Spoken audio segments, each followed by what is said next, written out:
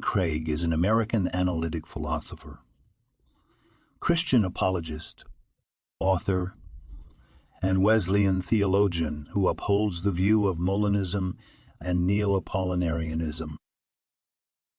It's no longer enough to teach our children Bible stories. They need doctrine and apologetics. The point is that if there is no God, then objective right and wrong do not exist. As Dostoevsky said, all things are permitted. When you're going through hard times and God seems distant, apologetics can help you to remember that our faith is not based on emotions, but on the truth, and therefore, you must hold on to it. What is true of mankind as a whole is true of each of us individually. We are here to no purpose. If there is no God, then our life is not fundamentally different from that of a dog. God exists necessarily and is the explanation why anything else exists. If God is dead, then man is dead too. The chief purpose of life is not happiness, but knowledge of God. It's the combination of improbability with an independently given pattern that discredits chance. It is said that an argument is what convinces reasonable men, and a proof is what it takes to convince even an unreasonable man. There are various virtues of what counts as a best explanation, and I imagine familiarity is one of them.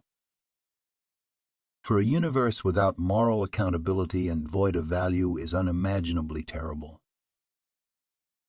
If the atheist believes that suffering is bad or ought not to be, then he's making moral judgments that are possible only if God exists.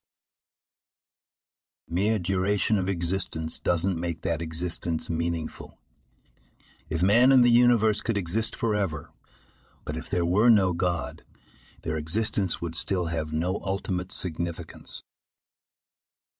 From the earliest times, men wholly ignorant of the Bible have concluded on the basis of the design in the universe that God must exist. Apologetics comes from the Greek word apologia, which means a defense, as in a court of law. Christian apologetics involves making a case for the truth of the Christian faith. First question which should rightly be asked is, why is there something rather than nothing?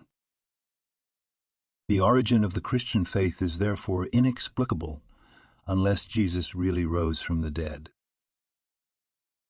If God does not exist, our lives are ultimately meaningless, valueless, and purposeless, despite how desperately we cling to the illusion to the contrary.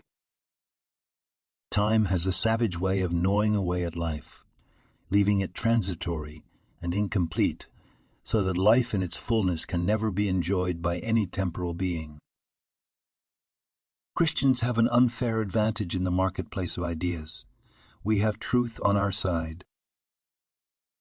The conclusion that belief in God has become intellectually indefensible for thinking people today is false. Whatever begins to exist has a cause. The universe began to exist. Therefore, the universe has a cause. The point is this: if God does not exist, then life is objectively meaningless. But man cannot live consistently and happily knowing that life is meaningless. So in order to be happy, he pretends that life has meaning. Naturalism is the belief that only natural explanations should be considered. Because a designer is defined as supernatural, naturalism rules out this explanation, regardless of evidence. Thus, although arguments and evidence may be used to support the believer's faith, they are never properly the basis of that faith.